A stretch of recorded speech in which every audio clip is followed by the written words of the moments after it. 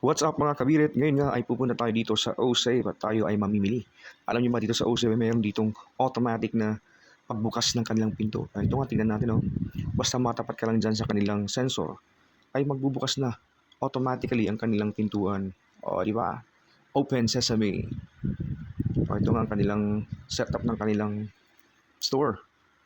Unang bunga ng kanilang chiller at ang kanilang mga shelf ng kanilang mga binibentang products. May ice cream din po dito. May nga pala ditong Joy ice cream na milk tea flavor, mga frozen products.